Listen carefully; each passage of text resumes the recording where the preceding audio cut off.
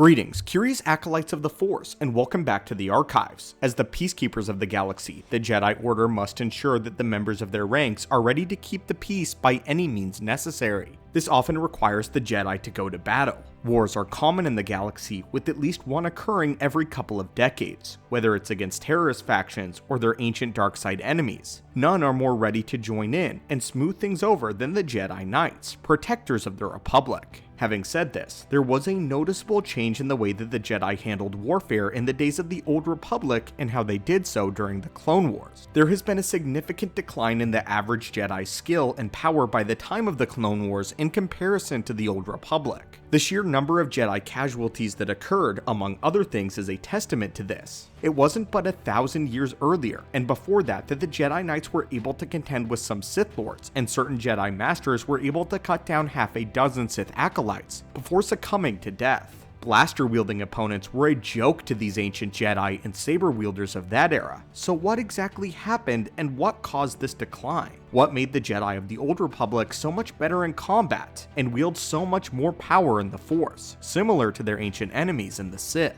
Well, today, we hope to open a few holocrons and answer this very question. But before we get into it, we have noticed a few acolytes who are using our archives have yet to subscribe, so if you enjoy these daily uploads of knowledge, be sure to reach out and force crush that subscribe button. Now, into our analysis, acolytes. To analyze this, we believe that specific examples are the best, and there are two specific Jedi Masters that we want to take a look at and bring to comparison, both of which who lived during the Old Republic era, specifically during the resurgent Sith Empire in around 3650 BBY, a scant 300 years after the events of Revan's lifetime. These two Jedi Masters are Ven Zalo and Whitesand.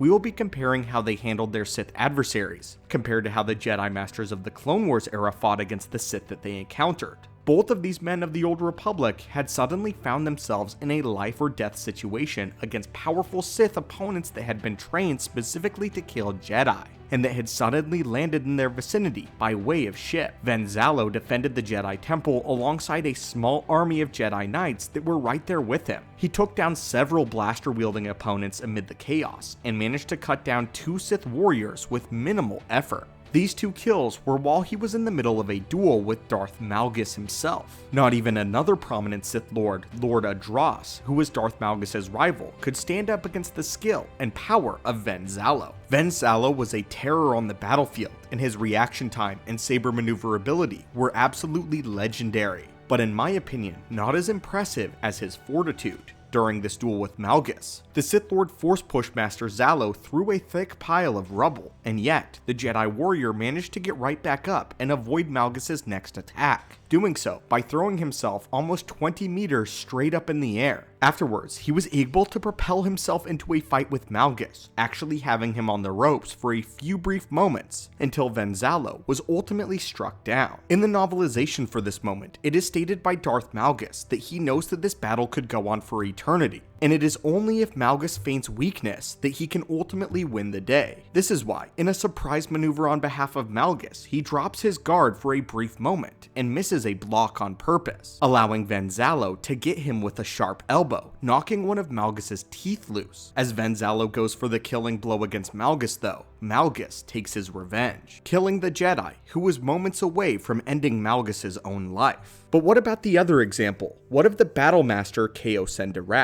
Whitesand was of course the Jedi Battle Master of his era, and also found himself in a surprise duel against Darth Malgus as well as his master, a Sith Lord known as Darth Vindican. With Satele at his side, he challenged the Sith warriors, having been the first Jedi to cross blades with a Sith in over 300 years. Despite having been blindsided by the attack and still recovering from the shock of the Sith Empire returning, this Jedi Master sprung into action and took the immediate steps necessary to secure his apprentice's escape. Master Durach would face the Sith Inquisitor Darth Vindican in single combat and still have enough awareness and skill to forfeit his lightsaber for one dangerous half second in order to send it over and block one of Malgus' attacks, saving Satele Shan's life. Afterwards, he sent a force push that was strong enough to fling Darth Vindican at least 25 meters away, a force push that we have only seen from the likes of Grandmasters such as Yoda. Following this, Master Durach would even engage both Sith Lords in combat simultaneously, managing to actually redirect a burst of force lightning from Vindican into Malgus before slicing off Vindican's mask and nearly taking his head along with it. Despite their efforts though, both of these amazing Jedi fighters would ultimately succumb to the brute strength of Darth Malgus, someone who Darth Sidious claimed was one of the greatest fighters in all of the Sith history, but neither of them fell before having at least given him a very worthy challenge. So then, how does this compare to the Clone Wars era, and where might we find our answer? Jedi Master and High Council members Luminara Unduli would have died at the hands of Ventress, had it not been for the interference of Padawan Ahsoka Tano. Ventress though was not a Sith, but actually a Dark Jedi having been trained by Dooku. Ventress's official role was that of an assassin, and she was given dark side teachings and combat training from Dooku. However, again, was not a Sith, and she would not be briefed on the true secrets of the dark side until she would be trained by the Night Sisters, which was much later. At this point in time, she was merely an assassin, but one that apparently a venerated High Council member was incapable of defeating. We may also reference how Master Qui-Gon Jinn and his apprentice Obi-Wan Kenobi just barely defeated Maul when they were fighting 2 against 1. In fact, had the Naboo ship not rescued Qui-Gon, he might have died back on Tatooine when he first encountered Maul, even with Maul wielding a single blade. Qui-Gon did end up dying to Maul in their rematch, and I want to be clear, this isn't a dunk on Qui-Gon Jinn. What I want to point out here is how woefully unprepared he was to face a Sith opponent compared to the Jedi Masters of the Old Republic, who were also suddenly surprised by the arrival of the Sith, similar to Qui-Gon and the Clone Wars Jedi. We also might even consider mentioning the death of Adi Gallia, another council member who got absolutely destroyed by the barely trained Savage Opress, although he was exceptionally powerful. We think you get the idea that we are trying to show here. The Clone Wars Jedi were tragically dismantled by even low-level dark-side assassins, and you can forget any Jedi who tried to face an actual Sith Lord such as Count Dooku, as I think that we can agree that most of the Jedi Council would fall to Dooku. The only Jedi in the Clone Wars that seemed to have their wits about them when facing a real Sith Lord was Mace Windu, Grandmaster Yoda, Obi-Wan Kenobi, and Anakin Skywalker, and towards the end, Ahsoka Tano. The latter two made it as far as they did because they had the most repeated experience in lightsaber duels against a dark-side wielder. But I think therein lies the secret that we have been waiting to uncover. Some may think it is a little unfair to compare these two eras to one another, but the reason that it is unfair to compare them is the exact reason why the Clone Wars Jedi are objectively weaker than Old Republic Jedi. The Old Republic Jedi found themselves in constant war. By the time of the Clone Wars, it had been over 1,000 years since any of them had seen a Sith, or crossed blades with a real dark side order, save for the occasional Dark Jedi here and there. The Old Republic Jedi, however, found themselves in wars back to back. So where exactly did this all begin, and what exactly forged them into hardened warriors? It all starts with an event known as the Great Sith Wars. The Great Sith Wars, which was the time where the Jedi found themselves in a long battle with the Sith Exar Kun and his new Sith Order. The Jedi once again found themselves in this war with the Sith after the Third Great Schism. And it was after this war that the Jedi of that time realized that their old enemies were still around.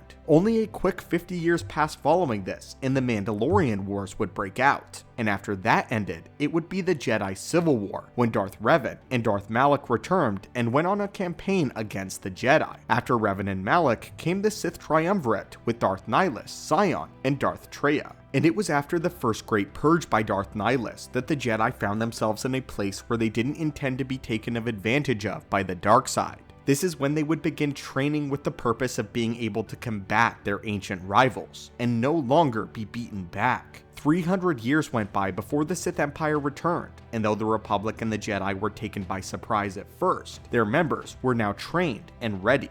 The members of the Jedi Order who fought in the Great Galactic War had far more updated experience and knowledge of the Sith, and so they were able to match them blow for blow. Their combat training was entirely different than the Clone Wars. You see, after the Great Battle of Ruusan, which would see the Brotherhood of Darkness destroyed and the beginning of the Rule of Two, the Republic signed a legislature called the Ruusan Reformation, which would force the Jedi to disband their great army. They had believed that the Sith were defeated and dead once and for all. and this is the moment where the Jedi became weakened forever. At this time, Grandmaster Faye Coven wrote the Jedi Path, a new training manual to help reshape the Order for future generations of Jedi, believing that peace was the true way to success, and the Old Republic Jedi officially came to an end. It was the New Sith Wars and Exar Kun that caused the Jedi to fall into a very militaristic lifestyle, where their members were being trained solely for battle as soon as they entered Padawanship. Faye Coven, the Jedi Master, intended to bring the Jedi back to a neutral space so that they could be scholars and peacekeepers, believing what they were always meant to be,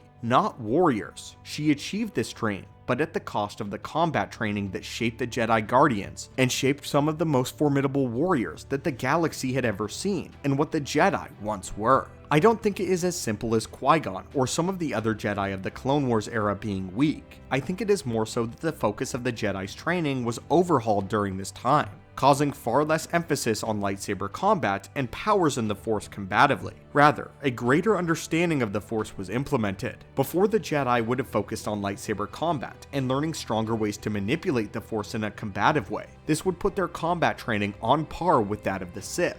But with the new ways, the Jedi were no longer to be so combatively minded, and so only select Jedi Masters would ever have the fighting knowledge that these Old Republic Jedi once possessed commonly. But anyway, my friends, this is why the Jedi of the Old Republic seems so much stronger in a fight than the Jedi of the Clone Wars era. We want to know what you think of all of this, and if you agree with our analysis. But more importantly, do you think that Master Coven's new policies ultimately helped or harmed the Jedi? Be sure to drop a comment down below with your thoughts and insights. And until next time, my fellow acolytes and students, may the Force be with you, and have a great day.